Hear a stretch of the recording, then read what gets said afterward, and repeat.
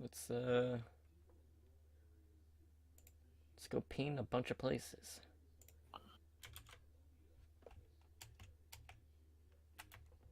I'll recap.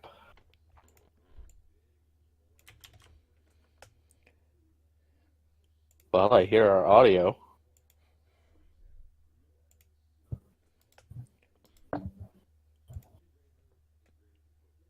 Yeah, to mute mine. All right. Yeah, it should be good now. I don't know why it was unmuted from before, but whatever. Mute it up.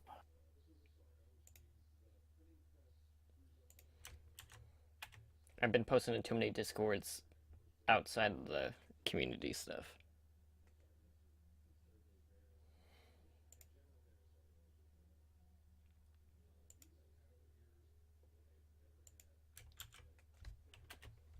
Okay, got that.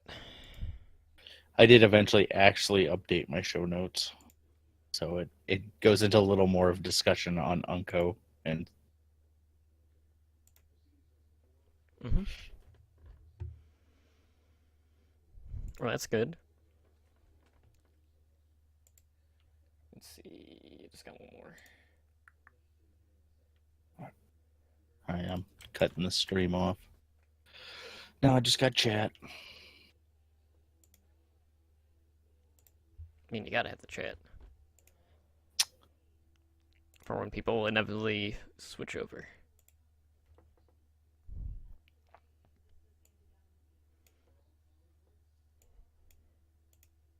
Okay, got all of that. And I should be good.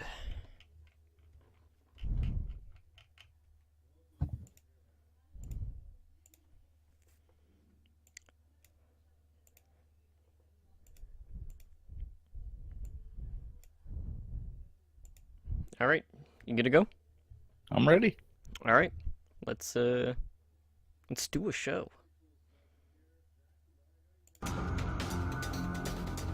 You are listening to the Overwatch League Network, the podcast with Deadeye on all the Overwatch League news and information. The show with Tactical Visor on the statistics and analysis. Here are your hosts, Totally Drunk, Spider, and Slambo.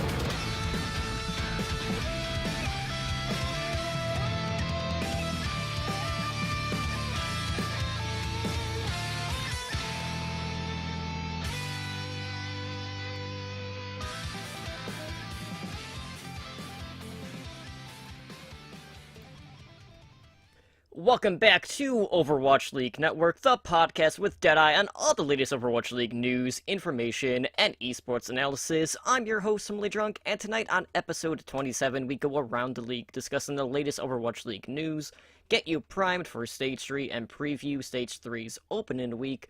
But before we get into the news and introduce you to one of my co-hosts, I just want to take a moment to thank everyone who was hanging out there in Twitch chat here tonight with us, and thank our repeat listeners. Of course, as always, I didn't come alone. Joining me tonight is my co-host, the man who appears to be on the outs with the Dallas Fuel, and that is Spider. Spider, it's been a week without Overwatch League, and just a couple more days, and the dog days will be over.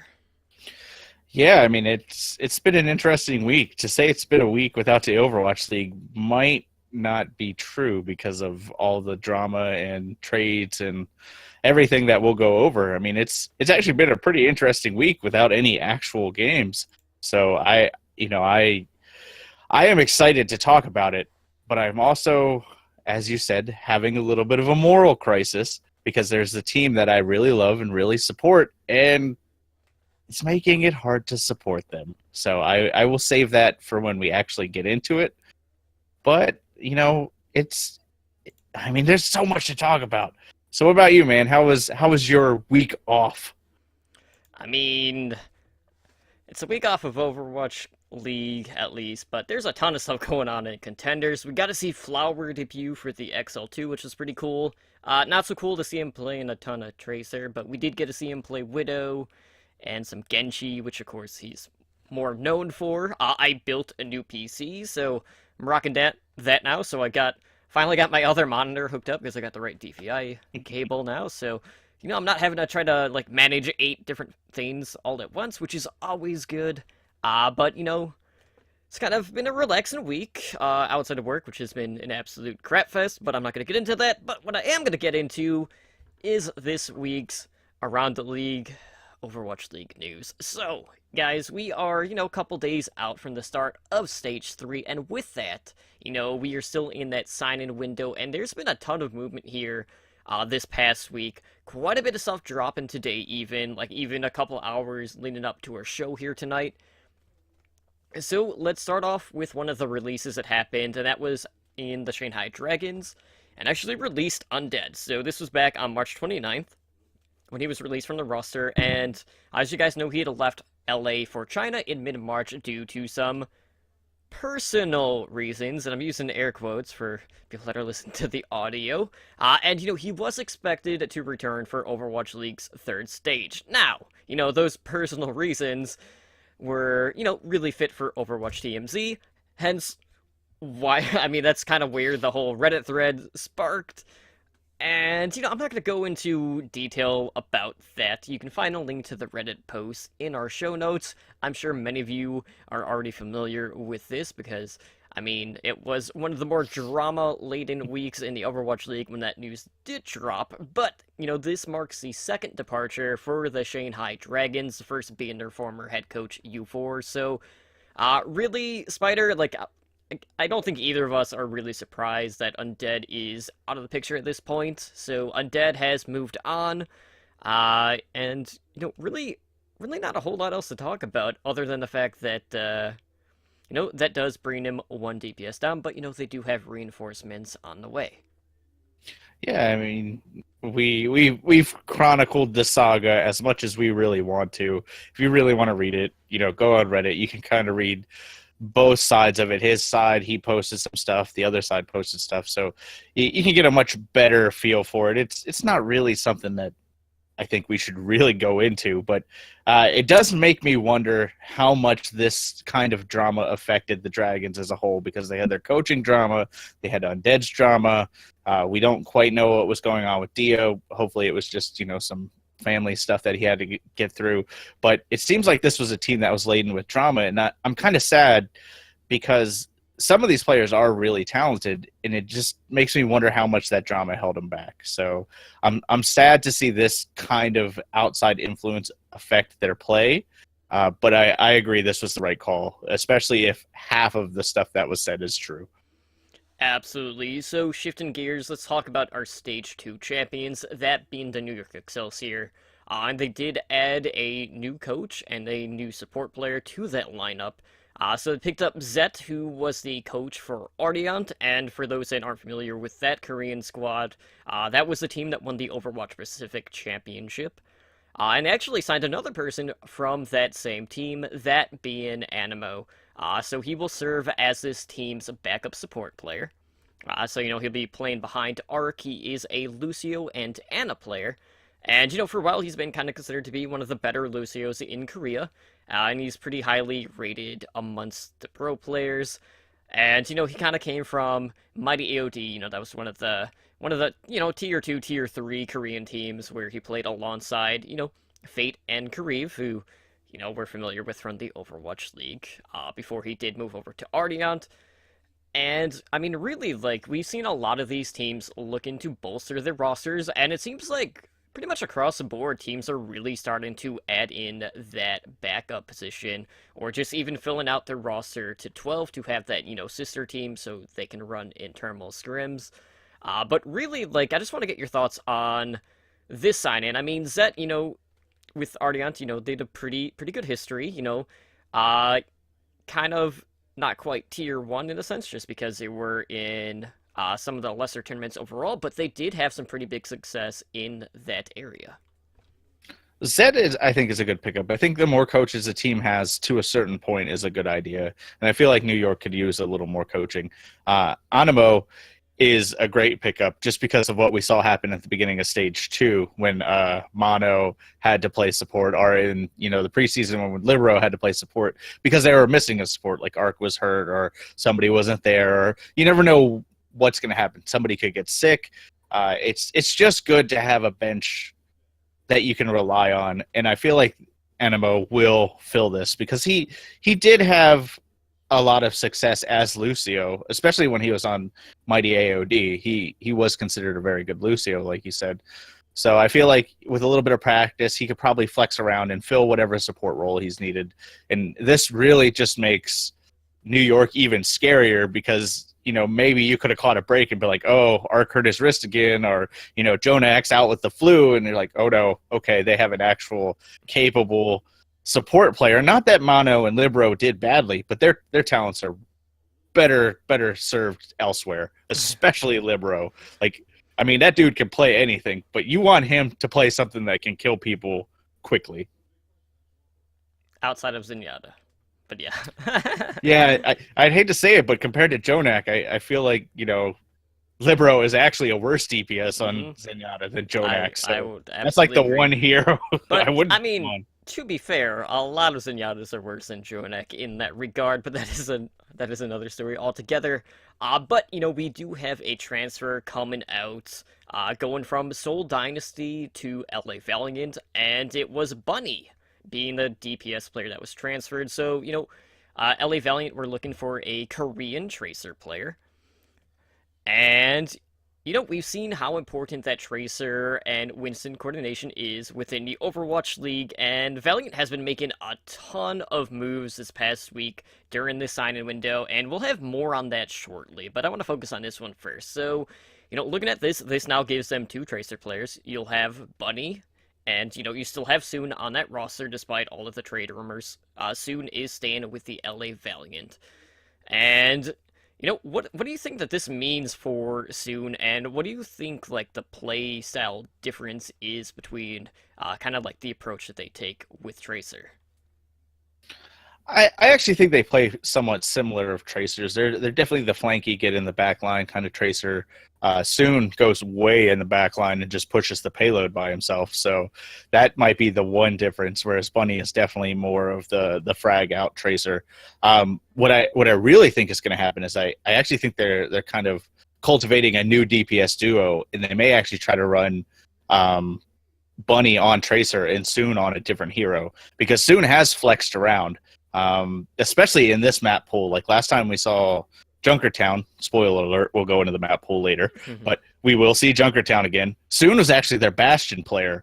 So if you have someone on your team that can play Bastion and you have a very capable Tracer and Bunny, that actually makes that comp pretty scary because, most pirate ship comps don't involve a Tracer, but once you start throwing one in there, it's a very different type of play style, and it can really keep the enemy team kind of, off balance. So I feel like they wanted to do this just to set up some interesting DPS duos, and we actually see this in another team later, which is actually our next team we're going to talk about with who they picked up. So I feel like the teams kind of looked at the upcoming map pool and they say, we don't have quite the traditional map pool, so we want to kind of hedge our bets with multiple players who can play Tracer well and multiple players who can play different heroes well, because they do still have other capable DPS. One less, which we'll go into, but he didn't play anyway.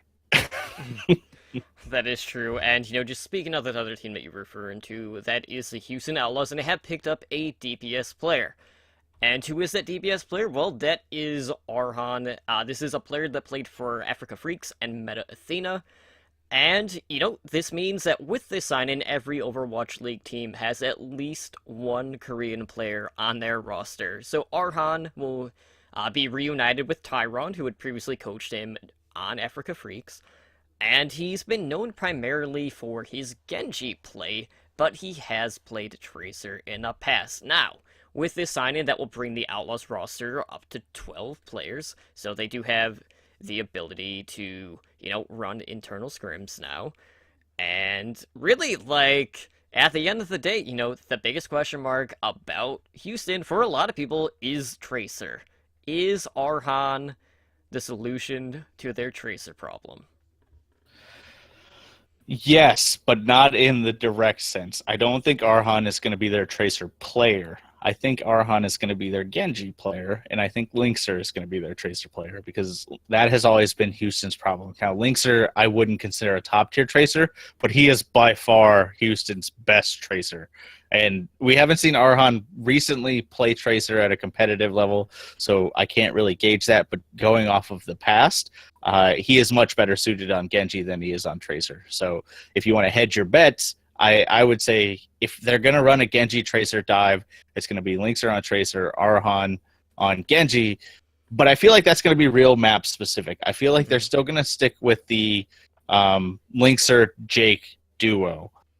And especially going back to maps that favor Junkrat. Mm-hmm. And I actually feel like Blizzard World is going to be one of those maps as well because he does pretty well on second phase. He does really well on third phase, if you can make it to third phase.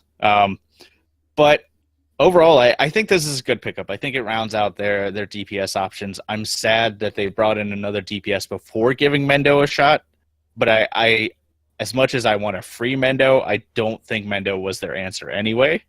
So it is cool. I'm a little sad that they did pick up a Korean player just because they were kind of that holdout of the last team without a Korean player. But they do have a Korean coach. So, it's not really as big of a deal as people make it think. And they had an April Fool's Day joke yesterday where they had Jake Lowell and then Arhan Lowell, or in some situations. And Flame actually tweeted out today that might not be a joke. Like, they may actually be making those shirts. And if they do... I hope they do. I would absolutely buy one. It's like instant buy right there. Not only because it's hilarious, but it was actually a really well-designed shirt. And that would fit well in the Fashion Overwatch podcast, which we would have to go into. But overall, getting back on point, I feel like Arhan is a good pickup. And if he can get his ultimates under control, I feel like he is a really good player. That's like always been his downfall. Is he struggled with those ultimates. He struggled with those Dragon Blades. He's definitely that Genji that dashes in there and then pulls out the blade and then dashes to like a corner and then just kind of stands there while Lucio boops him away. So if he can get that under control with Tyrong as his coach and the rest of the team backing up, I actually feel like Houston just got a lot scarier. I mean, that is the thing. I mean, that's the if factor of Arhan, because that is what he is known for. I mean, that's why Arhan LOL is a thing, just like JLOL KE is a thing. And, if they pair them together, Twitch chat is just going to blow up. But yes, that April Fool's Day thing that they posted was by far my favorite thing out of all of the Overwatch stuff that was posted. So I really hope they do actually make that merchandise. But really, at the end of the day, I don't expect that we'll see Arhan on the Tracer.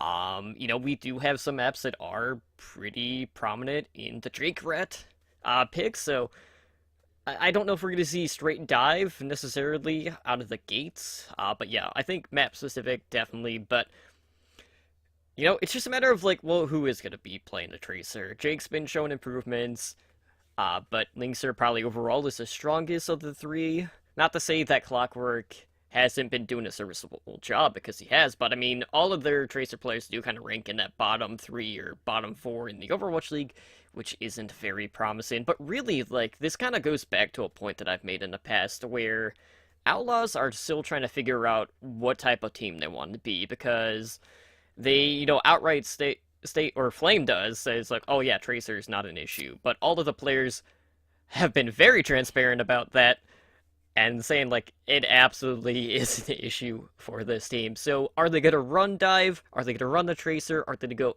anti-dive like they did in Stage 1, where they were one of the better teams out there? I don't know, but they need to come up with something, because right now it just seems like they're very indecisive about what playstyle they actually want to play. So, that's really going to be, the biggest question mark for me in the Outlaws going into the new stage overall. But I think this is a good sign-in.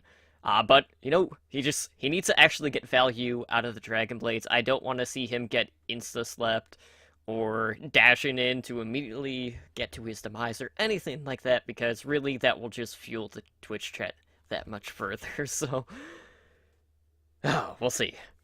I will mild my expectations, so moving forward for him, just because I know better at this point, seeing him play quite often for Meta Athena.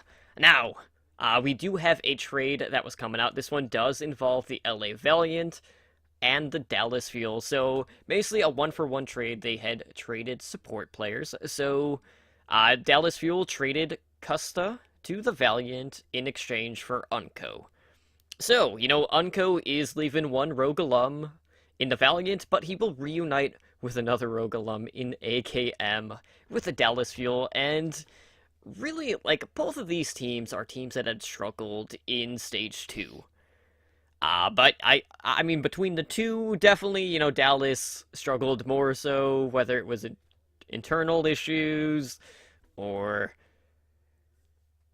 just drama. I mean, there's so many things that we've already talked about in the past. But I think both of us kind of agreed that one of these sides has definitely got the better end of the deal. So I just want to get your thoughts on this initial trade and what you think it's going to mean for these teams. Well, I had, as I showed you, very long, thought-out notes about how I felt about this, and I have since un-R-rated them, I guess is the best way I can put it. I feel like this is a bad trade for Dallas. Like, I don't understand it. Custa was the one person that they've showed has been, helping with comms, calming it down, actually shot calling. And he was kind of like, I don't know, if Mickey brings the PMA, Custa felt like he was like the dad of the team. Like, he was the one that could corral them, still keep them positive, but kind of pointed them at the right direction. Whereas Mickey just was kind of like that goofy guy that just kept you laughing the whole time. He didn't provide a lot of, direction or anything like that. Whereas Unco on the other side is known to have a major tilt problem. And,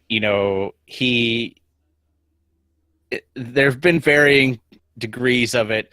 Most people who actually have played with him say that he's not like that in a team environment. I mean, both AKM and Soon kind of came out on Twitter today, and they said, there was a reason he was on the team for 2 years. He's not that bad of a tilt factor. But I feel like once you put him into this situation with Dallas, it could be a problem because you have a guy in Taimu who is known to tilt.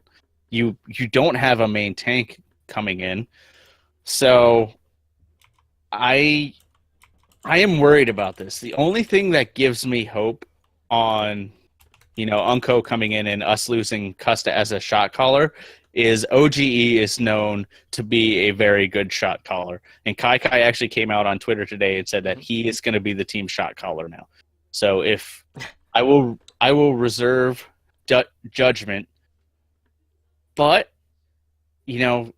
I agree. I feel like Valiant got the better end of this. Custa and Unco, you could argue Unco may be a little bit better of a mechanical player, but that may be just because Custa hasn't had his chance to really shine in an environment that's conducive. I mean, he hasn't played with the same tank since the league started.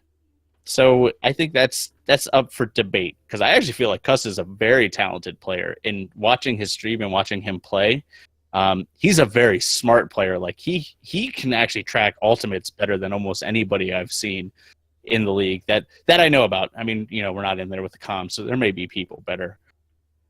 But I'm sad, man. I liked Custa, and I don't think Unco is a good fit.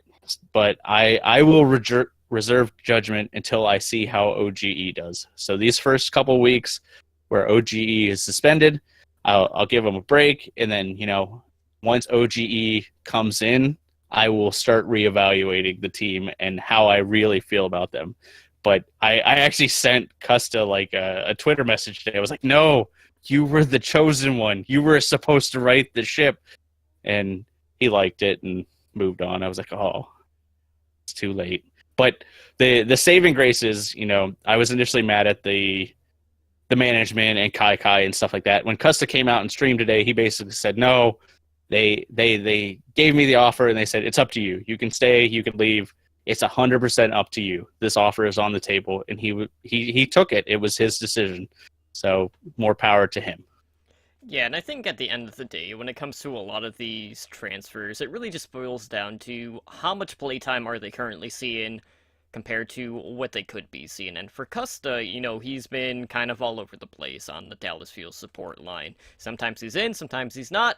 Most of the times he's kind of been on the bench, but we've only recently seen him really start to be put into that rotation there. So I think all in all, like, he will see a lot more playtime playing for the LA Valiant compared to what we saw from him in the field. But, we haven't seen really Custa to his fullest potential yet, which is why I'm really excited to see him in a different environment and seeing how he flourishes with the Valiant moving forward. But speaking of the Valiant, we did get some other news that did drop today in regards to their team, and they did release Envy, and we also have one of their bench DPS players. I was going to say DPS players, but he hasn't really played. They said active DPS players. I mean, they can word it however they want, but it doesn't make it true. Grim Reality has transitioned to an assistant coach for the Valiant, so he's still staying with the team, just in a different light. And really, like, what do you think this is going to mean for the tank line?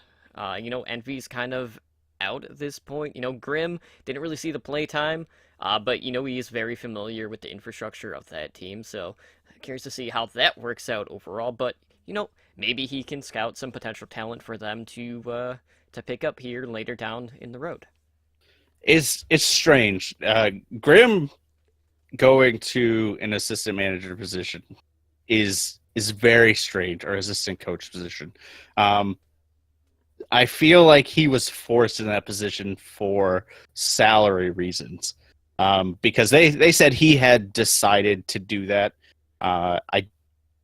I don't think that was the case. I feel like that was kind of forced. It was like either you go and take a coach position, or we're going to let you go. At least in a coach position, you'll still be in the scene. You'll still have a chance, but we're not going to play you on DPS. So as far as the tank line goes, the Envy dropping seems very strange. And that to me speaks that there was some behind the scenes drama going on. Maybe he was some of the cause of the problem. Maybe Unco was some of the cause of the problem, because they have said that there have been some player clashes in the past, especially recently. It seems like they shopped Envy around. Maybe Dallas wanted to buy him. Maybe Seoul wanted to buy him.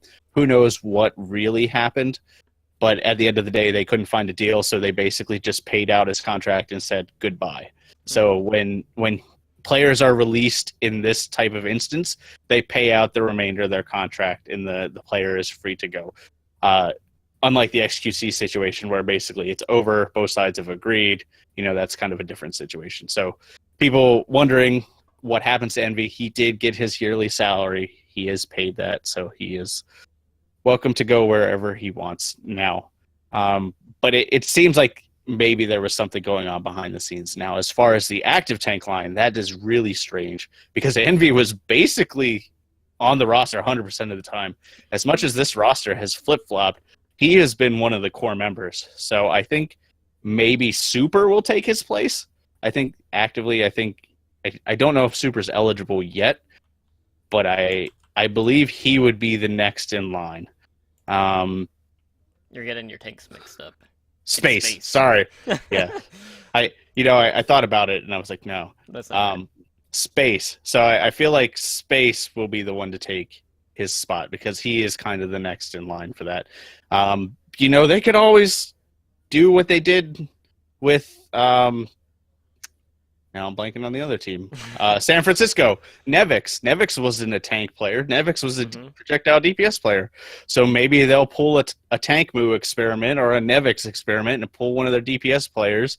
Or hell, they may even put Kareev on tank at this point. We don't know what they're going to do. So it's strange. But this, to me, reeks of internal drama, which we know has been going on. And I'm sad to see Envy go, because Fate and Envy have been a great tank lineup. They've been a pretty consistent, fun tank lineup to watch. But I guess it's over, so we'll see what they do for Stage 3.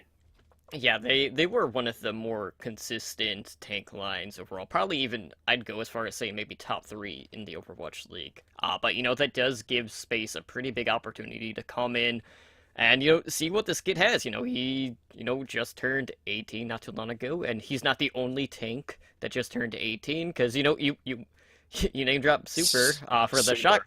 He's going to be debuting this week, which I'm pretty excited about, because he is kind of like their ace in the hole, essentially.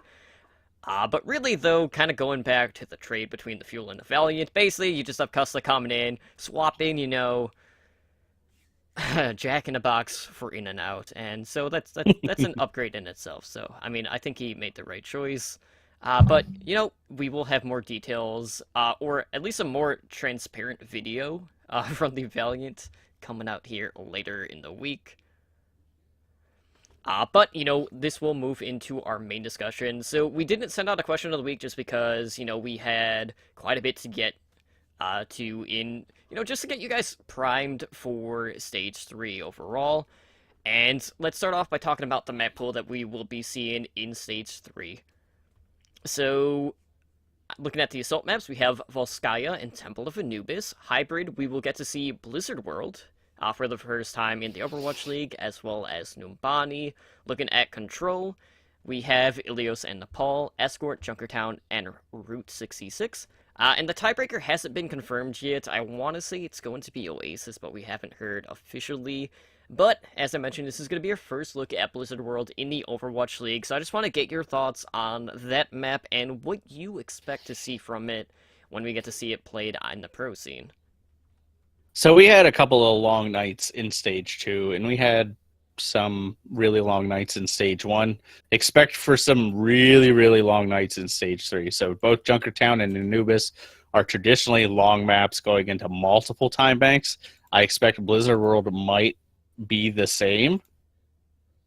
But, without Mercy, we may see a change into how these Junkertown and Anubis are played, because that was kind of during the big Mercy meta, stuff like that.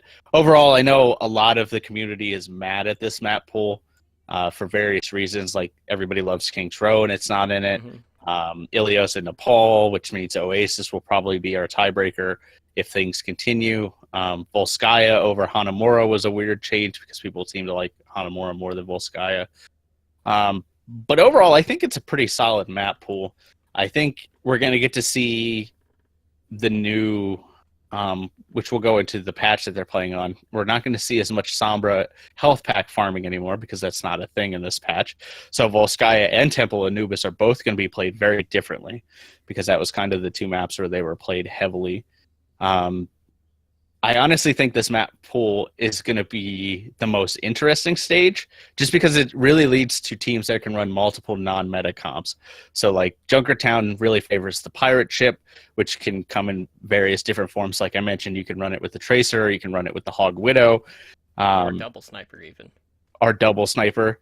Blizzard World really hasn't been, we haven't seen it yet, so I can't speak to that one, but I know that at least in my comp games, the end, at least 0.2 and 0.3, the actual payload sections, favor tank heavy comps, could also lead to pirate ship, whereas the first stage is really dive friendly depending on how you play it. So I feel like teams that are good at adjusting on the fly will be good at Blizzard World.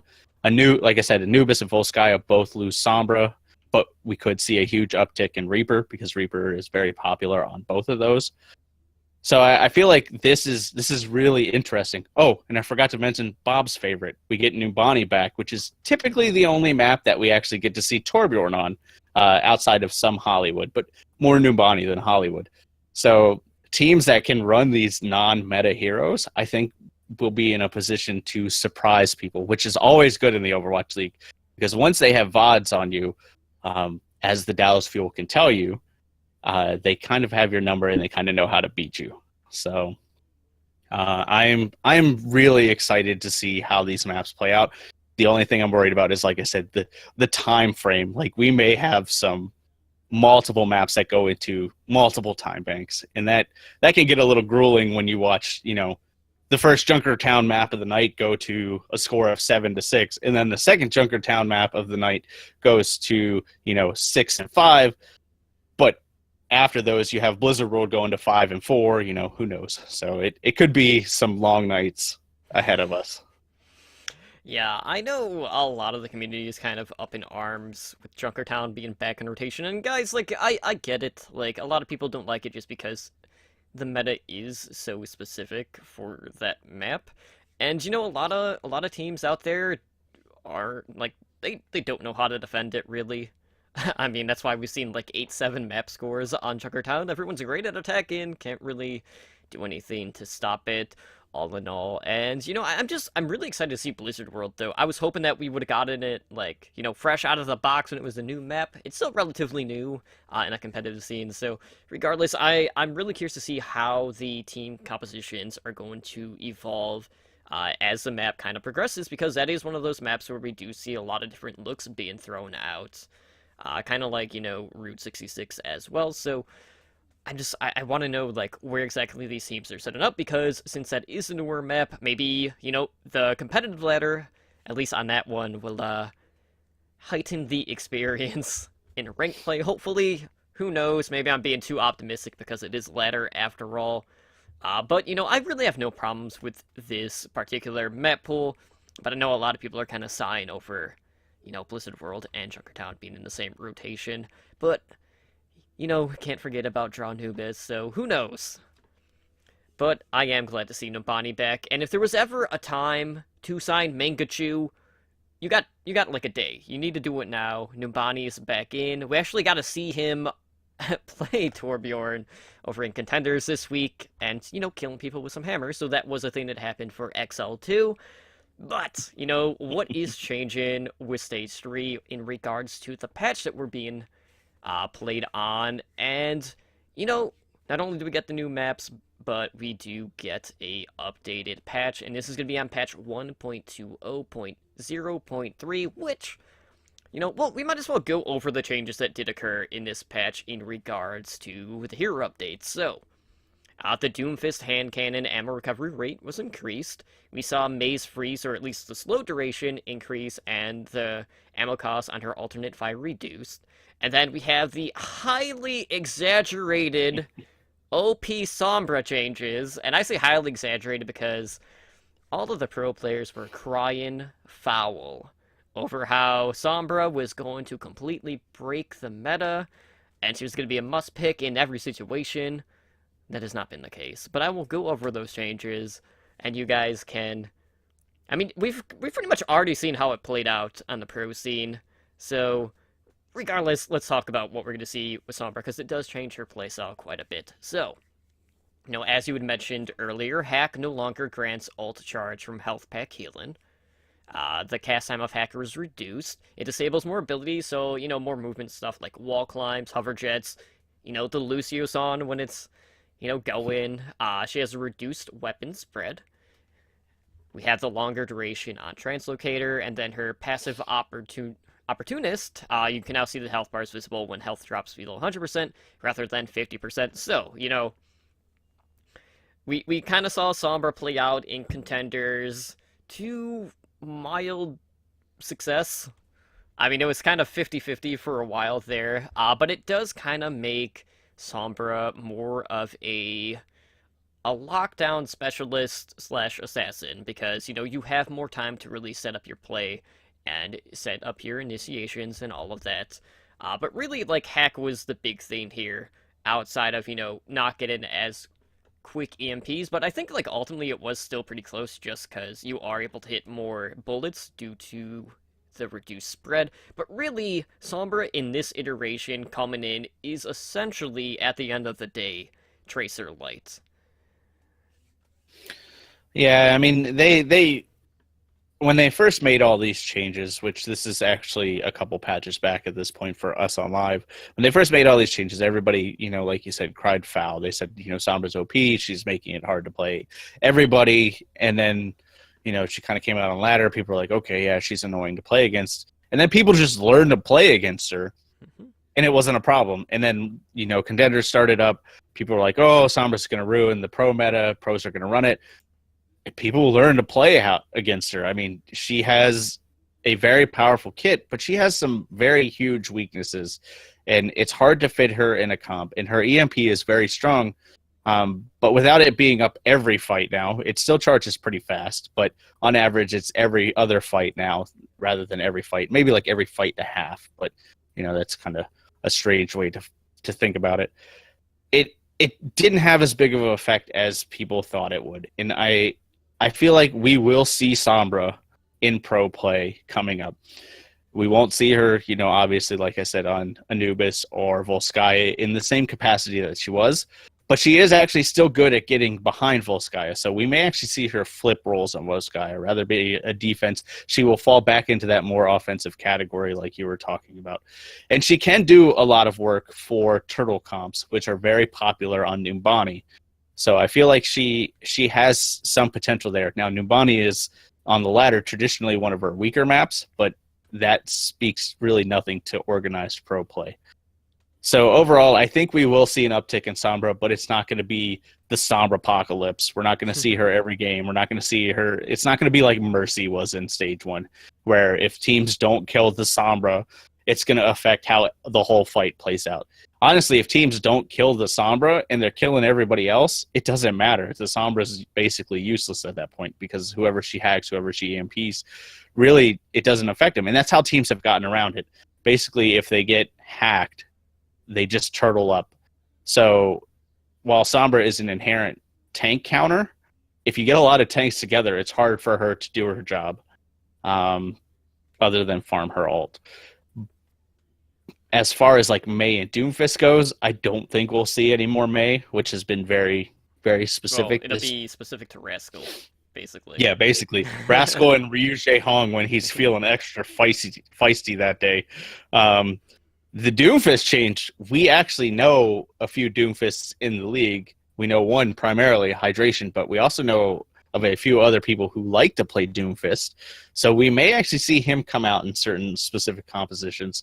I've actually found Doomfist is really good, and of course this has no bearing on pro play, but in my comp games, Doomfist is actually really good on Blizzard World because it's such an easy, you can get such easy angles to kill people because there's so many like in small compact areas. But to that, and Junkrat's also very good in a lot of areas of Blizzard World. So we may see a little bit more of Doomfist, but overall, expect to see a lot of the same comps that we've seen in Stage 2. You may just see Sombra worked in a little more offensively and a little less defensively. I mean, in Stage 2, what was it? Philly never ran a Sombra on defense at all, so it's not like she was even required on defense when she was farming health packs.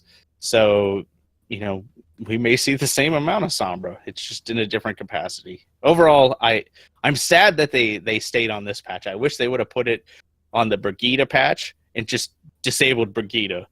I mean, because then, there wasn't the argue of the OP Sombra, like the Sombra, adjustments. I wouldn't really call them nerfs. Basically, adjustments went in. You also got more Doomfist fixes.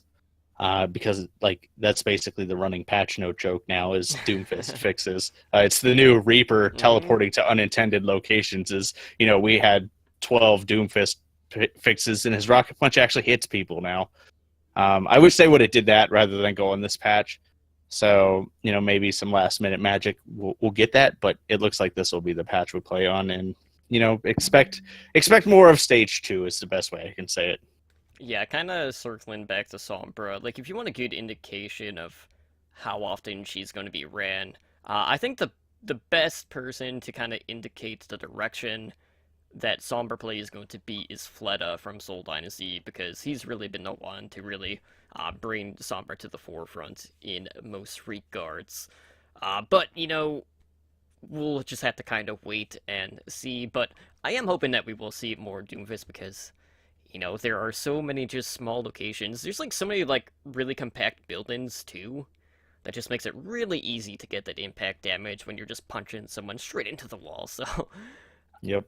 Now, that being said, we do also have some more changes, this time coming to the playoffs. So, kind of going back, they kind of, basically, Stage 1, all of the playoffs are played on one day. Then they changed it to, okay, we're going to have the playoffs on Sunday. That way we're not having someone play 14 games, basically, or 14 maps, and now they're actually expanding the stage playoffs So starting in stage 3, it's going to be the top 4 teams now qualifying for the stage playoffs. So basically, what that means is that top seeded team is no longer going to have a bye to the title match, which, the top seed is currently 1-1.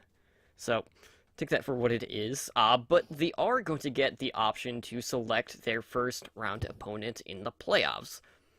So that means that, that top seeded team is going to play the first game on the stage final Sunday, and really, like, no other changes to the tiebreakers. But I want to get your thoughts. What do you think of bringing another team into the fold? And what do you think that's going to mean for, some of those teams that have been kind of on the bubble that just seem to miss out, whether it is a playoff curse if you're the Seoul Dynasty, or just having everything kind of go wrong at the last minute, like the LA Gladiators in stage 2? Well, Totem, I'm glad you asked that because I feel like we should just rename this to the give Seoul a playoff slot. I mean, yeah, I mean, I kind of made that joke earlier. I'm like, oh, so this is how we're gonna get in. yeah, this is basically what it is. I mean, this is almost guaranteed to go to Seoul, right? Until Seoul pull off some other miraculous losing streak and end up in 5th place. But I think this is good. This adds more hype to Sunday. They found a fair way to still give the number 1 seed an advantage because they get to choose who they play. So that's actually really cool. Without giving them, too much of an advantage, because I feel like that top seed did have an inherent advantage. Being 1-1, in the results, you can kind of take that for how it is. But I do feel like not having to play that first match does really help you, especially when you figure out especially if you look at the last stage when Philadelphia came out really strong, but then they kind of pittered out near the end of the series. You could definitely tell like they were tired, they were fatigued because London had already taken them the distance that day. So I feel like that's what led to New York's winning. Overall, this is just, it's more high-level championship Overwatch, so good move by them, and I'm happy to see that they're able to iterate on this quickly, like they said.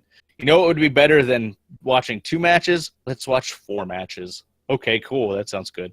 So, Absolutely. Okay, so we do have a few other discussion points that we're gonna hit, just for kind of like bigger storylines out there, or at least, some questions that we do have revolve in, certain teams out there. So, over under, Shanghai Dragons are coming into this stage. They have reinforcements. We have some Korean Dragons now, all ready to play, ready for stage 3. So, over under, Shanghai Dragons winning 3 matches in stage 3. Now, before you answer, Spider, just bear in mind, this is a team that is currently 0-20. They have won 8 maps, they've lost 73, and drew 1 map. And, they have been pretty much outmatched every step of the way, but these reinforcements that they are bringing in are a pretty significant upgrade at each level in each role. So, looking at that tank line, we'll have Gaguri and Fearless. We've already seen Fearless debut that last week. We have Otto on a DPS line, who came in with Fearless. We have Sky on a support line, who may or may not be starting, depending on, if you want to believe Slasher. That's a big question mark for some people. But, they do also have the Miraculous Youngster coach, RUI, now serving as a head coach. And they also have the MY support player, Creed, serving as a coach as well. So, they're also revigorated there as well. And on top of that, they open stage 3 with, 2 teams that have been on the decline and have seen some adjustments with their rosters, that being the Dallas Fuel and the LA Valiant. So, over under, will Shanghai Dragons win 3 matches?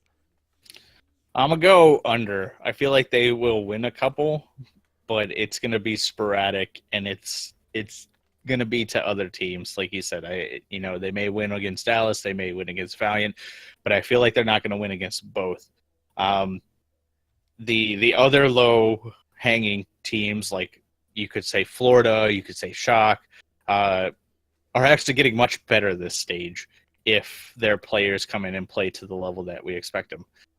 And Florida's already been playing better, so there is a track record that says, they will be able to beat the Dragons. So I feel like they will look like a more coherent team, like, you know, less fuel, more shock, I guess is a good way to put it. They're going to be getting a little bit better incrementally. So I don't feel like they'll take 3 wins. I feel like maybe they'll take 1 or 2 this stage, but I feel like stage 4, once everything starts to mesh, once the teams really have, the players on the team have really had time to, gel together, get the hang of the language barrier, get the hang of the play styles. I feel like at that point, they could be a middle of the road team. I still don't see them as a top contender. And at that point for stage 4, I would put them over your expectations. But for stage 3, I'm going to stay reserved and I'm going to say under. I'm going to say 1 or 2 wins. But that first win is the biggest. I mean, that's the most important right now. Mm-hmm. Yes, really 1 win at a time. And for me, like, I kept going back and forth with this, and I ended up saying even. I think they will win 3 matches.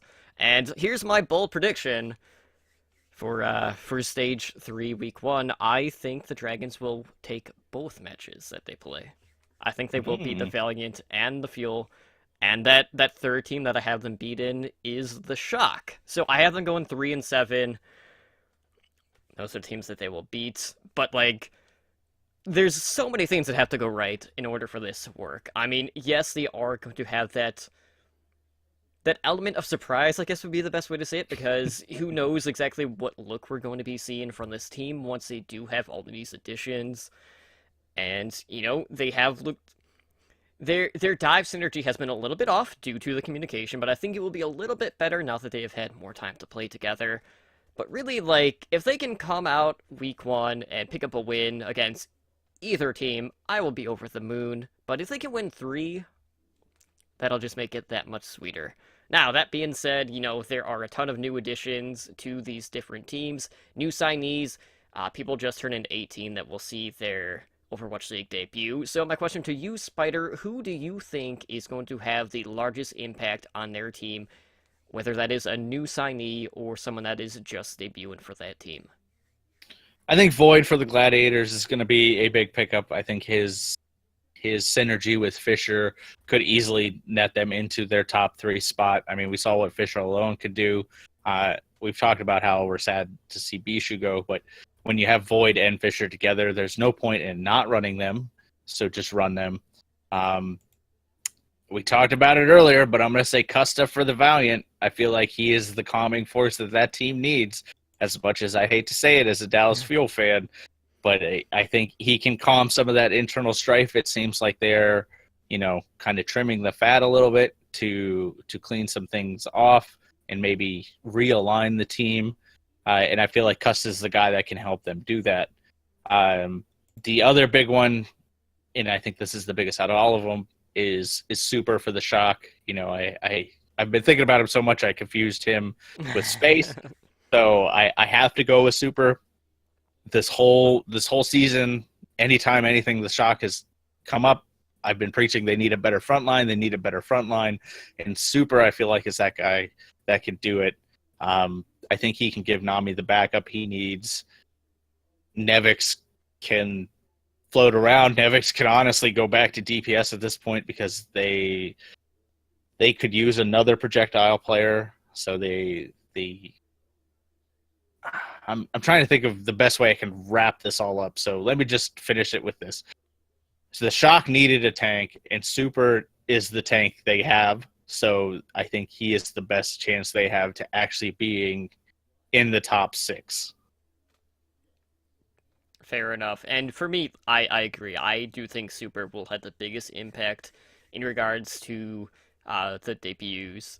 He can play either tank role, so regardless of who he places, whether it's Nevix or Nomi, he's going to be able to fill that role no matter what. He does also flex on DPS, not that they need another Tracer player, or maybe they do. I don't know, that depends on who you ask. But really, like, as I mentioned, Super is really, like, the Shock's ace in the hole. He's really touted as their flex player. That is something that their staff has brought up in past interviews and can, just do about anything that they need to fill. And I don't know if he's going to be coming into that main tank role. I do know that he He feels a lot more comfortable when it comes to contributing to communications with the main tank role as opposed to the off tank role. But who knows? Maybe they'll keep Nomi in, and then we'll have Super coming in on the Diva or the Roadhog, which he really likes to play, or something like that. But there is another person out there that, maybe not too many people are really talking about, that maybe they should be, and it is on the Florida Mayhem, that being Saya Player, and I am really hoping we get to see him this week when they face New York Excelsior, because I want to see the McCree come out. I want to see someone just try to stop Sabiolbi that isn't another Tracer. He's another one of those impact players that can make a pretty big splash as well. So he's another person to keep an eye on moving forward in Stage 3.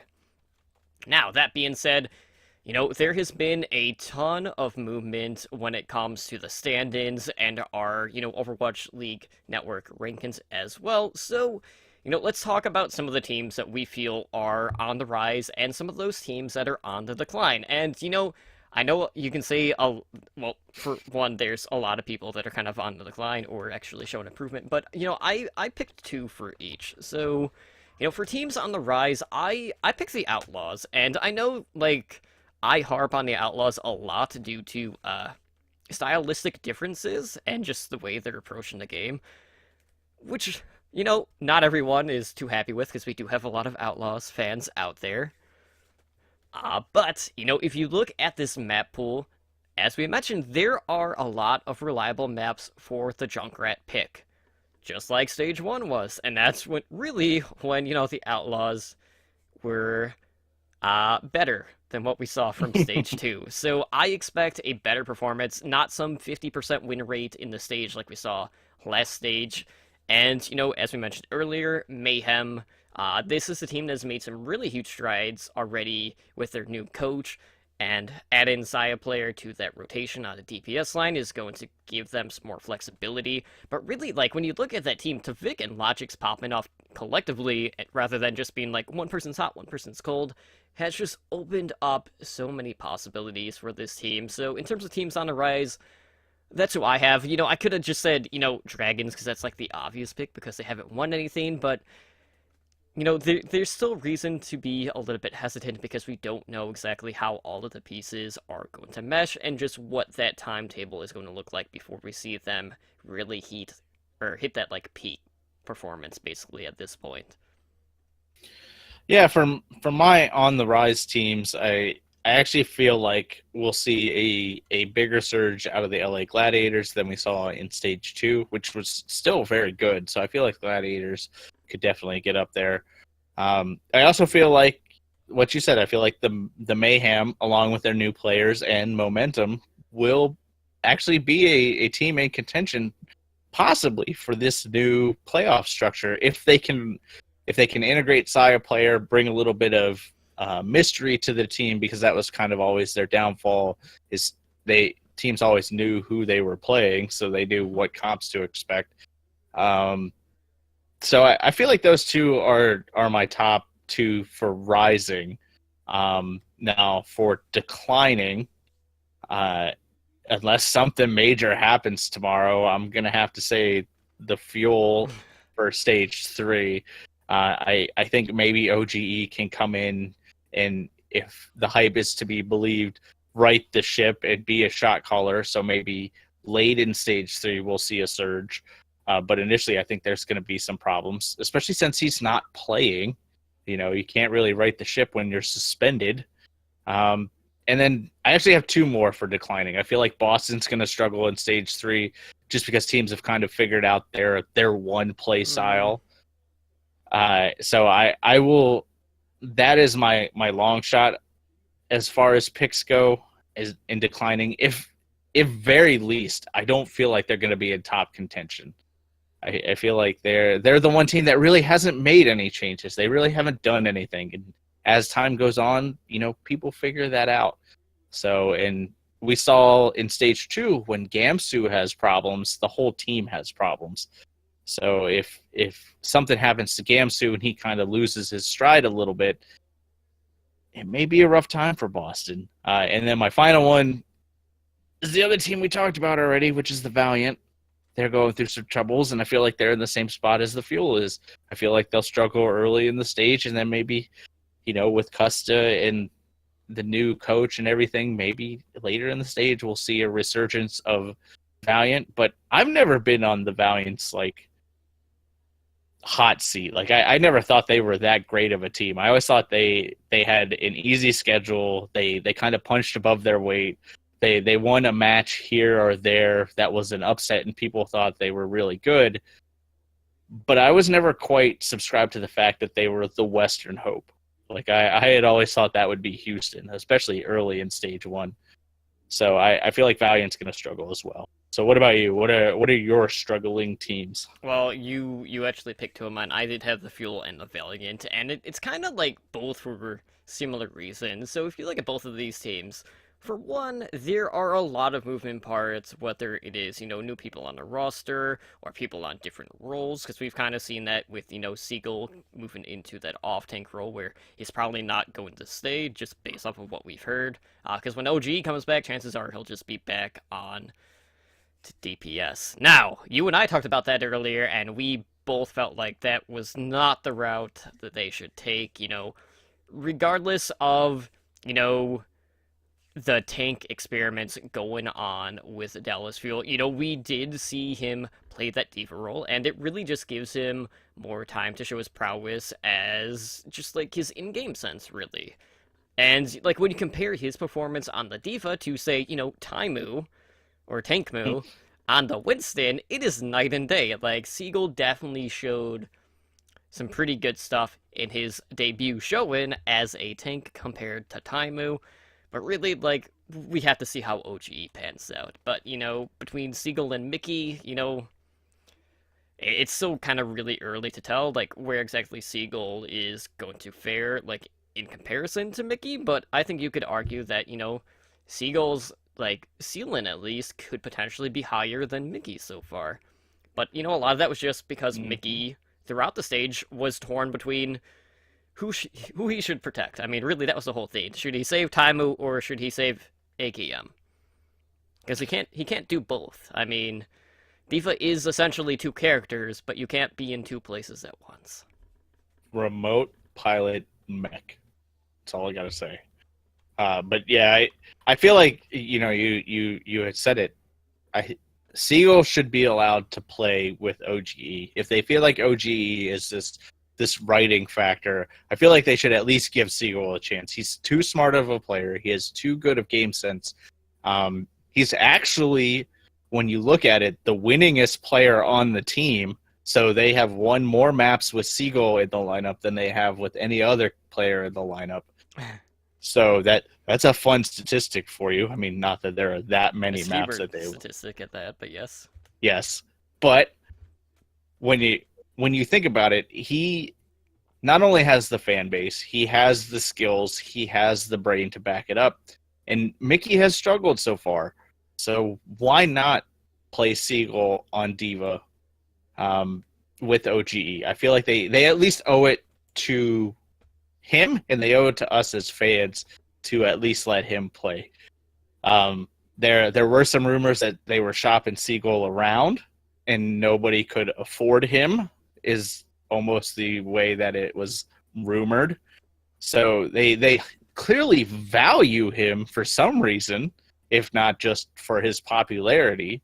So why not at least train him? I mean, this dude came out on Diva without playing with the team in scrims for more than a week, and showed us a better Diva than we've had the whole Overwatch League.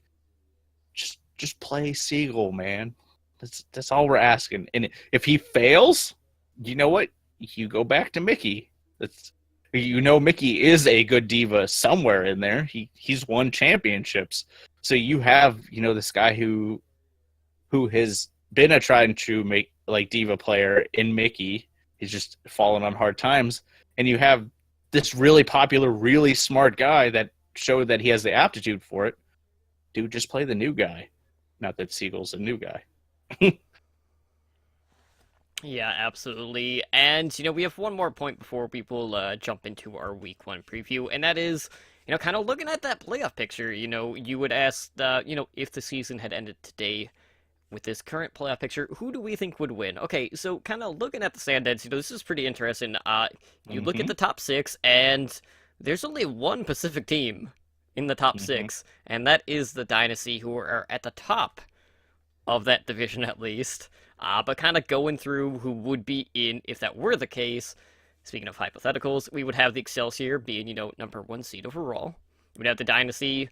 They're technically third, but they would be first in their division, so they would technically be the second seed due to them being the top of the division. You would have the Spitfire in third, Fusion in fourth, Outlaws in fifth, and the Uprising in sixth. Okay, so looking at that, we would have Spitfire versus the Uprising, Fusion facing the Outlaws, and I would say London and Boston, I would say, Spitfire would take that 4-0. We would have Fusion facing the Outlaws, which is a very interesting match because, you have Dive versus maybe Anti-Dive? Question mark? You don't know. I would say probably Fusion 3-1 over the Outlaws in that case. So that would leave us, Excelsior, Dynasty, Spitfire, and Fusion, with Excelsior going up against the Fusion. This is a tougher one. I mean, we saw Fusion take them to a game 5, despite, having already faced the Spitfire, but I feel like in that situation, if New York already knew who they were going to be facing out of those two teams, I just think, like, now that they've faced them, like, a full 5 maps, they would know how to better prepare for them. So I would say New York would take that one 3-1 over the Fusion. Spitfire Dynasty, I mean, you and I have kind of talked about this in the past. Dynasty are kind of 0-16 map record. I'd be optimistic, but I would give them a map. So 3-1 in favor of the Spitfire, and then we would have New York versus, London, and it always goes to a 5th map. I'd still give it to London. No, I'd say 3-2. For New York anyway. But yeah, I think, New York overall, they've been the strongest team. They have shown the most adaptability. They can play so many different styles of Overwatch. They can play passive. They can play aggressive. They can adapt on every attack. We've seen it time and time again. They can ambush you from bushes. You don't know where they're coming from. And at the end of the day, when you factor in the how deep their hero pool is, despite not having the fullest roster out there, it's really hard to prepare for that team. And, it doesn't matter how good the counterpart is, if they're able to adapt that much and you can't adapt with it, you're not going to be able to overcome. So New York, I think, are still the favorites, regardless of hypotheticals. But, I mean, I just feel like right now they still are the team to beat. Yeah, I just thought it was interesting because we're at the halfway point of the season. So looking at this as a picture, what's going on with the Pacific region? Like they're clearly having some problems. When you look at both regions side by side, you can see that the Atlantic region is full of more winning your teams, however you want to say it. And I agree. I feel like, New York is the clear favorite. They've only lost 2 matches outside of playoffs. And even when you count playoffs, they've only lost 1 more match, which is still 2 less than the next closest team in the league. So clearly they know what they're doing. I feel like currently Philly and Houston could make a run at the bracket.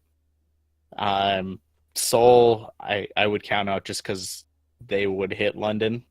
But I feel like Philly and Houston are kind of on the rebound, especially Philly because, they are the runner-up for stage 2. But I don't expect this to be how it ends. Like it's fun to take a look at hypotheticals, but I feel like we are going to see more Pacific teams in it when we actually get to the end of the season. I mean, Gladiators have been on a surge after their faltering in stage 1, so that's primarily the reason they're not in it. Houston faltered in stage 2, but looked to be on a rebound, so that's why they're not in it. Honestly, I just thought it was funny that the only Atlantic team not in it is the Mayhem, and that's just, purely because they did so badly to begin with. But it's fun to look at. I mean, you can't not bet on the New York Excelsior right now just by how good they're playing. All right, well, that will lead into our Stage 3 Week 1 preview. And Spider, this week you are our Acton left guy. So why don't you kick things off? We have, an interesting match to kick off the current stage, so. So Wednesday, April 4th at 4 p.m. PDT, we have the Shanghai Dragons playing the Dallas Fuel. So this is opening week for Stage 3, and we're starting it off with what could possibly be Shanghai's first win against a team that, I'd hate to say it, is struggling. So I feel like Shanghai will come out strong out of the gate, but based on how Dallas played against New York and London, they're going to be running that same roster minus Custa. So we'll see how big of an effect that has, but effect will still be in the lineup. So we still have that guy. I'm going to go with my gut and say the Fuel will still win this 3-2, but it will be very close, and Shanghai could possibly take it. Last time they played, I bet Adenar that Dallas would win, and it was very, very close. This time, I will not be taking that bet because it will be even closer. It's going to be a good match, and I think at this point, the biggest thing we're looking for is just how much Gaguri is going to carry the Shanghai Dragons, because that girl can play. I've seen her in pro matches, on streams, and she is solo carrying people on the ladder.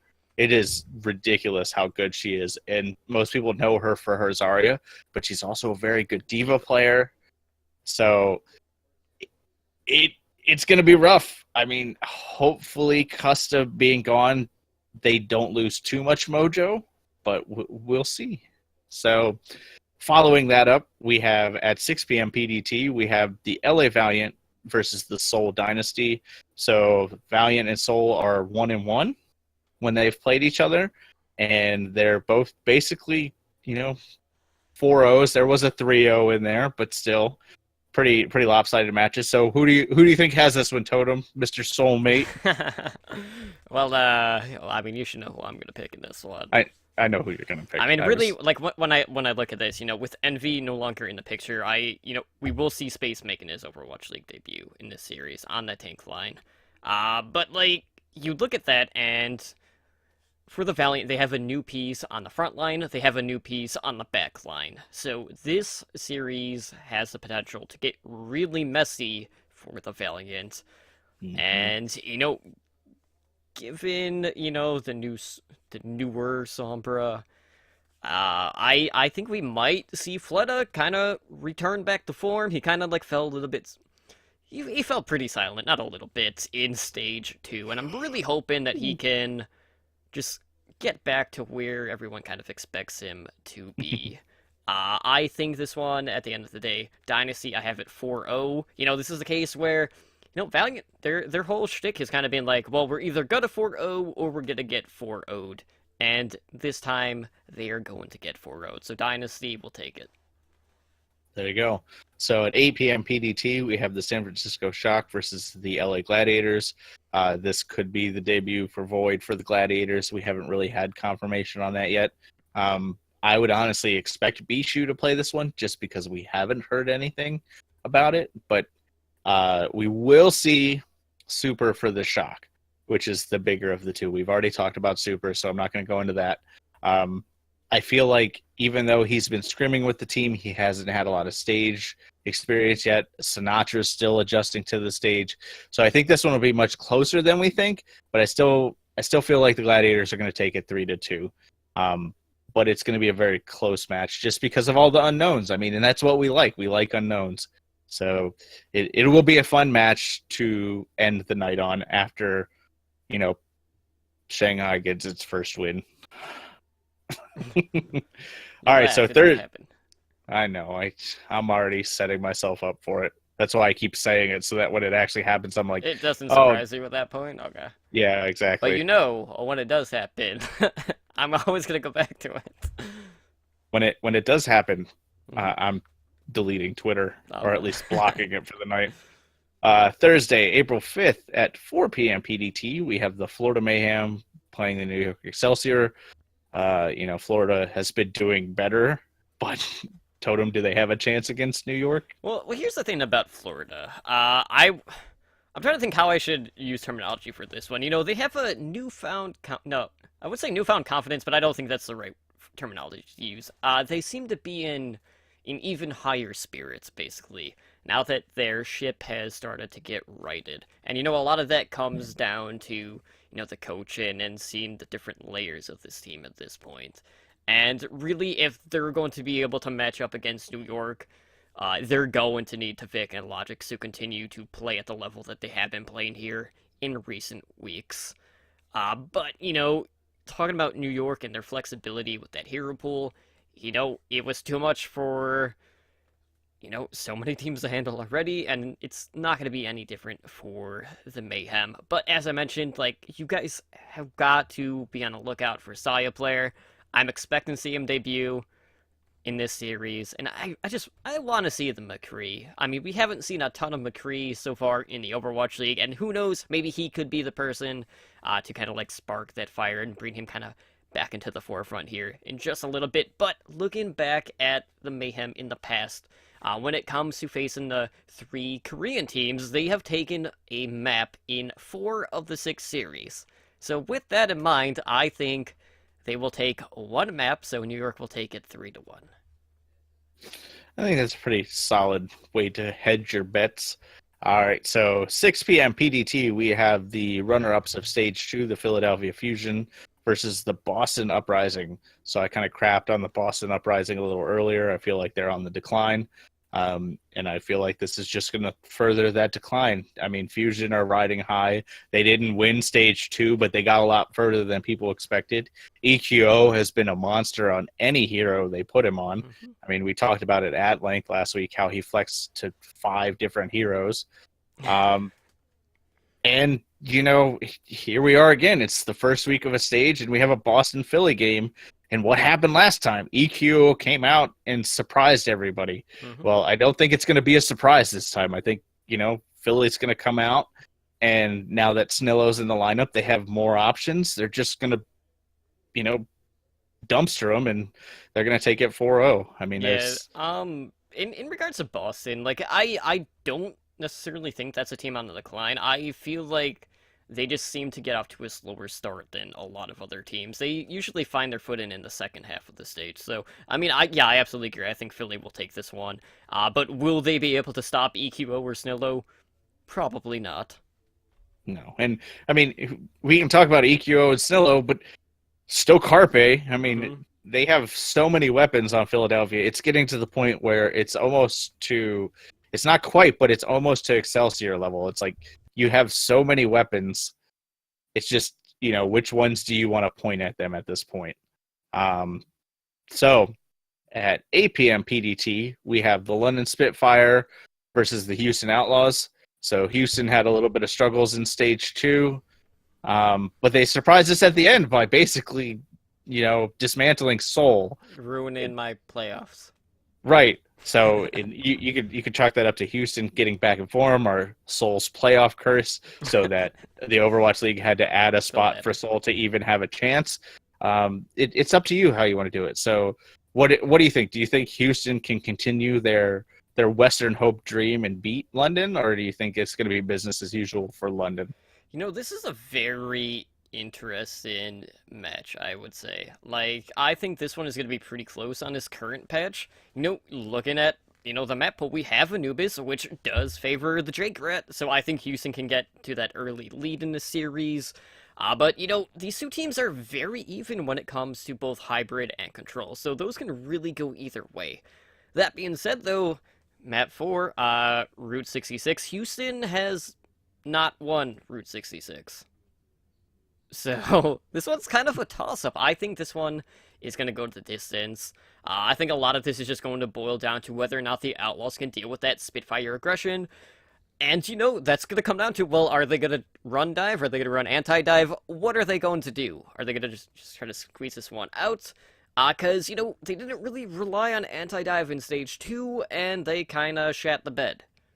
So, what approach are they going to take? I don't know. I don't have all the answers, but what I do know is Tracer is still an issue. They're going to have to deal with Profit one way or another, but I think Spitfire will still take it. I expect it to go to Game 5, so I have Spitfire taking it 3-2.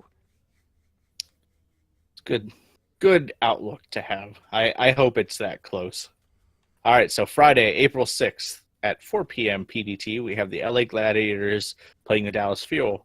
So, we're reliving week 1 of stage 2, but these are two very different teams. The Gladiators, have acclimated to Fisher. They will probably have Void in the mix. Hopefully, if not, they're still the Gladiators with Fisher. And Dallas is still Dallas. I mean, that's nice. But they're still Dallas. And even though Dallas has a 2-0 record, that was against a very different LA Gladiators team. So I think if Dallas somehow can pull this one off, it will be huge for their PMA. But I hate to say this. I'm giving it to Gladiators. So I'm going to say Gladiators are going to take it 3-1. They're just that good of a team right now. And especially if Void is in the mix. If Void is in the mix, I feel bad for Dallas because, whatever chance they had is gone. So the next game at 6 p.m. PDT, we have the LA Valiant versus the Shanghai Dragons. So do you think this will be another acclamation game for Shanghai, or do you think they can win it?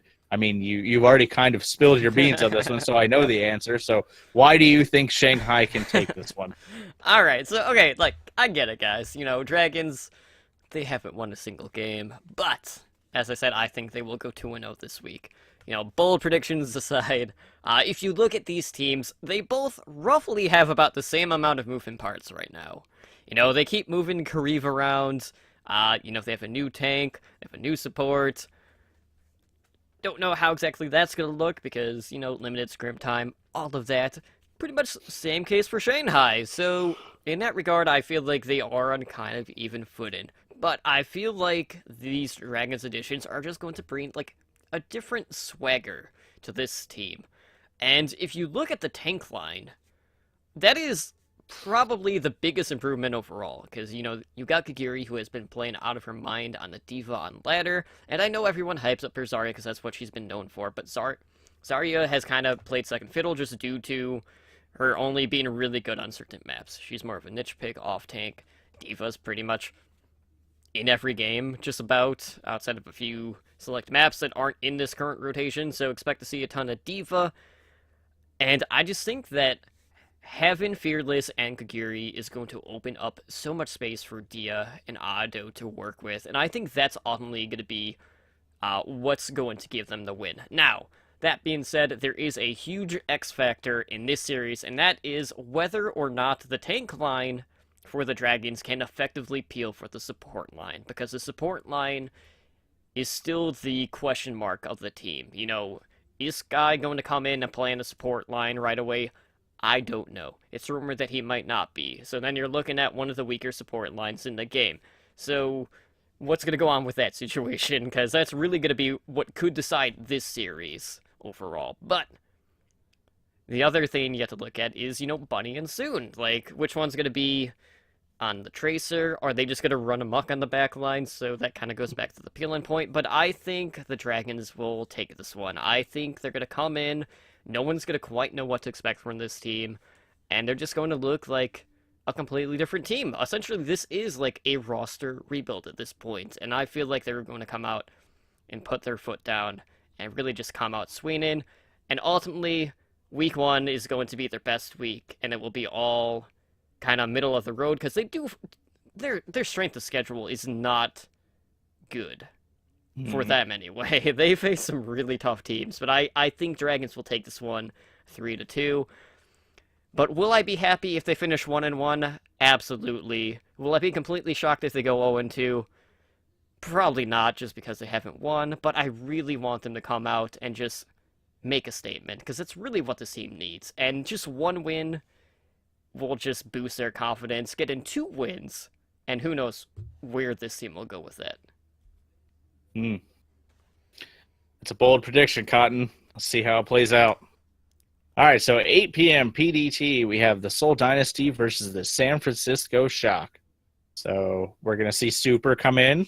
We're going to see him completely dismantle Seoul. We're going to see Sinatra pick up his first win and all that other stuff that the Shock fans are dreaming of. That probably won't happen. I hate to say it, but I don't think it's enough. I think Shock maybe at some point will be able to actually compete with Seoul, but this isn't it. The first week with the new tank, they're still adjusting to Sinatra. They're gonna walk away 0-4 with Sinatra after Seoul. So I'm giving this one to Seoul 3-1. Ren says he says he just wants just one. That's all we're asking for. One map, one win. I think he means map. I'm not sure though. Just 1 week without Shanghai Dragons drama. Who knows? Yeah, it could be anything. All right, so at Saturday, April 7th, at 1 p.m. PDT, we have the Florida Mayhem versus the Philadelphia Fusion. This could be an interesting matchup. Philly surged, Florida surged.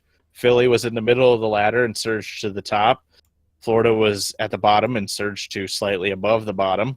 So who do you think has this one, Totem? You think Florida can stand up to the Philly might? This is a really interesting one because while I think Florida has made huge improvements, I don't think they're so ready for a team like Philadelphia. Just because out of all the teams out there, I think aggression-wise, Philadelphia might be the most aggressive team in the league right now. We're gonna Fraggy see. would agree with you. Yeah, we're gonna have Carpe and Logix probably in a Widow duel. Logix has been good, but Carpe has been amazing, so, I think Carpe kind of wins outright in that regard. And, the Fusion are looking to rebound here. They got reverse swept in the Stage 2 finals to New York, which was unfortunate, but they ran out of gas. I mean, that was to be expected. I mean, they didn't play 14 maps or anything, but they played 10, so, there is that. But really, those stage finals really proved just how versatile this Philadelphia team is, especially on the DPS line. And who knows what looks we're going to be seeing from Philadelphia. They could play Carpe the whole time. They might not play him at all. Who knows? Maybe we won't even see Shadowburn. Maybe we will. It's a coin toss with Shadowburn. We probably won't see him. I mean, when you compare him to the other three, he's kind of taken the back seat overall in this one. But I think I think the Fusion's aggression is just gonna be too much for them to handle. I think they'll just run right through him. I still think it'll be a 4-0, but I'm very optimistic to give Mayhem a map, but I think the Fusion aggression will ultimately be their downfall. So 4-0. All right, so 3 p.m. PDT, we have Houston Outlaws versus the Boston Uprising. I think I've beat Boston up enough, so They at least have a tracer. They do, but Houston has 2 wins over them already, and I think they're going to pick up number 3. So I'm saying Houston 3-1. I don't see anything in either team that has changed my mind to think that Houston can't beat them again. Fair like point. I said, Boston has made no changes. At least roster-wise, who knows what they're doing internally. Houston has made roster changes, only for the better, as long as, we're not counting Dragon Blade Ultimates, which, if you honestly... It's a nerf if you're talking about Dragon Blade. If you put Arhan and Jake together, that could be really, really good for Boston, because they basically have 2 offensive heroes who don't know how to use their ultimates. So maybe Boston could win then, but logic dictates that I am going to go with Houston and say 3-1 on this one. So hopefully I'm surprised, because I would like to see an NA Blade into Jake blowing himself up with a pulse bomb just once. I mean, come on, that would be hilarious to watch. That would make our top play every week. Yes. I would have to redo the bumper for not top place. Right. At 5 p.m. PDT, rounding out the week, we have the New York Excelsior playing the London Spitfire. So this is a huge game. So this is playoff game right here. This is what we expected the finals to be in stage 2. This was the finals The in finals we stage didn't 1. get. Yeah, so Mhm.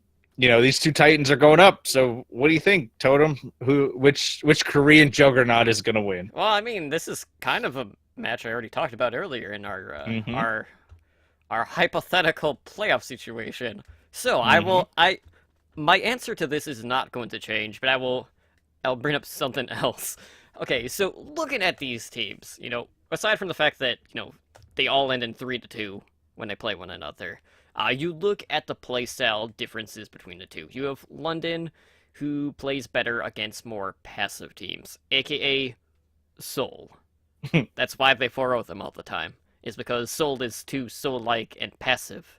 They don't play aggressive, which is why they can't beat the other Korean teams, except New York, because they also play kind of passive. But that's besides the point. So London plays better against passive teams, and New York Excelsior, well, they can play that style.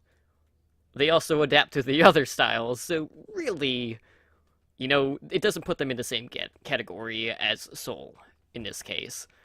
But, just looking at it from top to bottom, Ark has kind of been the unsung hero on the support line. Yes, Jonak gets all the praise because he does all the damage and he carries the damage despite how godlike Libero is on the flex roll and how good CPLB is being the best tracer in the league and all of that jazz. But really, Jonak is the one doing the majority of the damage. As much as people want to argue otherwise, it's still the case. It doesn't make it wrong. But at the end of the day, though, the London Spitfire DPS don't have as many options to work with. That's not to say that they don't have a ton of options, because they do. But the Excelsior just have too many different looks to throw at them. And, as I kind of brought up earlier, they have adapted on each attack. And that is something that not a lot of teams can really prepare for, because they don't really know what look they're going to be given when. And then when you get into that time bank situation, you get situations like, the Hanamura ambush attack. Mm-hmm. No one predicted that to happen, and, they only had like 40 seconds or something to work with, and, one attack was basically one and done. You can't do anything else. So, really, just the amount of layers that we see from New York is going to be too much even for London. So, again, I think New York will take it. Same as my prediction from earlier. I have New York taking it 3-2. It should be a really good series. If Birdwing can take control, he might be able to flip it for London, but I still favor New York in this one.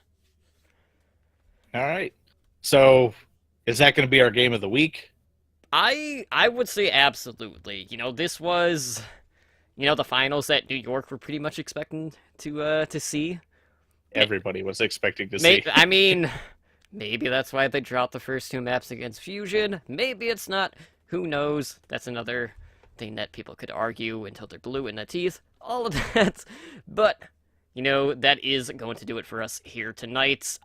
So, guys, again, if you want to help out the show, if you want to support the show, you can do so a couple of ways. We are a Twitch affiliate. You can always subscribe to our channel. We will be more than happy to take the Twitch Prime love. It's free. I mean, Prime isn't free, but Twitch Prime is. You can also give us a review over on iTunes or your podcasting app of choice. Any feedback or constructive criticism, whether it is Overwatch League Network or the Backcap, with my co-host Ren, who is hanging out in the chat, all of that is welcomed, and that will offer some insight on how we can make for a better listening experience for you guys, and just a better podcast overall. In regards to announcements, we recently had our game night. We do have another one coming up. That will be on Saturday, April 21st. That will be, again, at 7 p.m. Pacific time. So expect another, friendly community, competitive game night. Games will be streamed live over on our Twitch channel, which is where you may or may not be right now, twitch.tv/OWLN show. And I'll be streaming that again on the new rig, all of that good stuff. And who knows, maybe I will shotcast more, and maybe Slambo might even make an appearance. Who knows? Crazier things have happened. We do have our Pick'em League that is still going on. Got a new stage, so, more prizes are up for grabs. We're giving out, shirts, hats, loot boxes, podcast swag, all of that good stuff. as well as larger prizes for top performers at the end of the season. So be sure to join that. And just a reminder, we didn't have any matches this past week, but I'm gonna go over the standings anyway. So, Spider, I'm not even gonna say how far back you are because you know. Yeah. It's far. But Slambo is 650 points behind me right now. I am still locking down that number one spot. Slambo's in second, and Spider, you're in third. Your pick rate, I don't know what your percentage is overall. I think mine was like 73 or 74% for picking the right winner, something like that, which is pretty decent. But speaking of Slambo, guys, I do have an update for you. And as you can tell, like, Slambo is not here. Obviously, I'm not Slambo. That's not Slambo. Spider doesn't make me want to punch my monitor. Only Slambo does that. But I do have a message that he sent in. So I'm going to go ahead and play that right now for you guys really quick before we read off all of the contact info. So, yeah, let me just play this real quick. It's, like, less than a minute, but just an update from Slambo, my soulmate himself. What's up, nerds? It is Slambo here from your Overwatch League Network team, and I just wanted to let everybody out there know that I am alive, I am well. I did not disappear off the face of the earth, but it's just been a combination of having to move, some work trips that happened on Monday nights, and then a minor family emergency. And I'm just want to reassure everybody that I'm alive, I'm well, I miss you all, and I will return very soon back to the show. I just again wanted to reiterate, I am not missing in action. I do miss everybody, and I will see you all soon. Oh yeah, and P.S. #soulmates. #soulmates. His audio was a little low. I don't know how well that came through on Twitch. I'll have to tweak it in the post show, all of that good stuff. But yes, Slambo, he's having to fill in for work stuff. I guess like one of his coworkers like didn't even like get on the flight, and he's the backup. Yeah. So I don't know. Like I was kind of joking, like maybe he had a Final Destination premonition. And that kind of freaks Slambo out. But I'm like, Slambo was like all worried, and I'm like, Slambo, that for one, that is not how Final Destination works. Basically, if you guys haven't seen a movie, basically someone freaks out, they have a premonition of like a plane exploding, right? And then they basically freak out, and they all, like the group that they're with, all like get off of the plane, and then it does explode. So, everyone on the plane dies except for them because they got off the plane, and then they just all start getting killed one by one. But he doesn't have to worry about that because he wasn't on the same flight, anything like that, so I called him a little bit. But hopefully he will be back here next week because I feel like I have a Void missing without my soulmate. But Void will be with the LA Gladiators, so there is that, but that's not the Void that I need right now. But, Spider, that brings us to the magical time where you let everyone know where they can get a hold of us over on the social medias and all of that good stuff. So why don't you let people know where they can reach us? Sure thing. So you can email the show at owlnshow@gmail.com.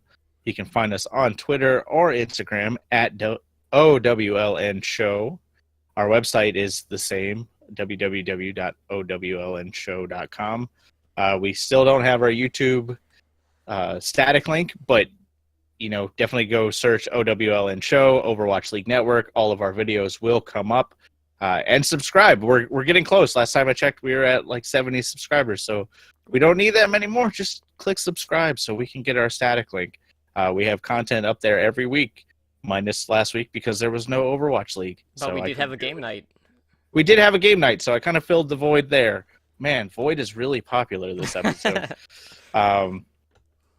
Yeah, so check out our game night. I pulled one of our games there. I was actually going to pull a second game to put on there, but one of my teammates' audio was not great to put on YouTube, so I kind of held off on that.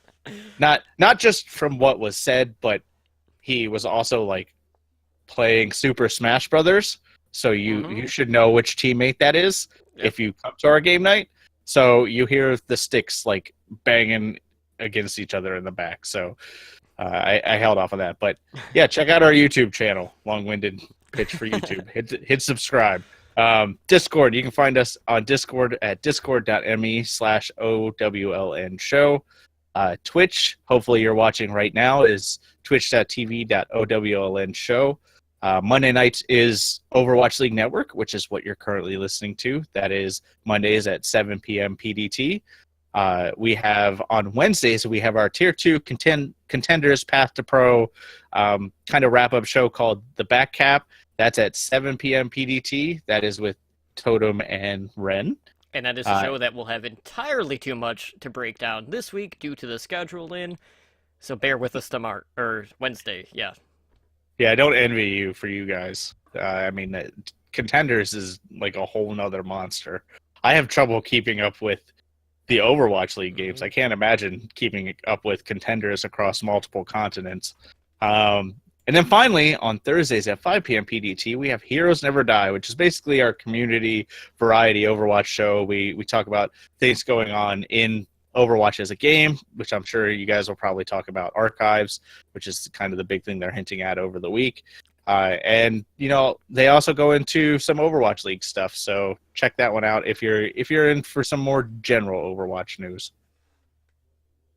All right, so you can find me on Twitter at SpiderGD. You can also find my Twitch page at twitch.tv/SpiderGD. I did stream game night. I also will probably be streaming some Far Cry 5 this week. I'm kind of taking a little bit of a break from Overwatch because honestly, the most Overwatch I'm playing is quick play right now because I love Brigitte so much. So I could stream some Brigitte games, which I may do that later. You can find Slambo on Twitter at SlamboOverwatch. You can also find him on Twitch, twitch.tv/Slambo, but he's never home, so he doesn't really stream there right now. You could always find him, falling into the void, into the abyss. The void again. Yeah. So, Totem, where in the Twitter void can they find you? Well, within the Twitter void, you can find me at TotallyDrunkCTR, usually talking about Overwatch, talking with my PSCs, talking about scary movies, comics, pop culture, or just strolling, play some Bob. I'm also on Twitch, usually not streaming on my main channel, but you can go there anyway. You won't really find anything, but that's at twitch.tv/TotallyDrunk, or, you can just find me here on this one at twitch.tv/OWLN show, which is where I do the majority of the streaming, because having to swap between two Twitch channels all the time is kind of redundant, and I don't like to do that. But that being said, guys, that is going to do it for us here tonight on Overwatch League Network. Again, this has been episode 27, and, maybe next week we'll mark the return. Maybe a bigger return than Sinatra. that can be debated on who you ask, but I think a lot of you will be happy to see Slambo whenever he does show up, and hopefully, knock on wood, that'll happen next week, so... Barring any, mishaps with his coworkers, who I need to write a passive-aggressive note to, corporate.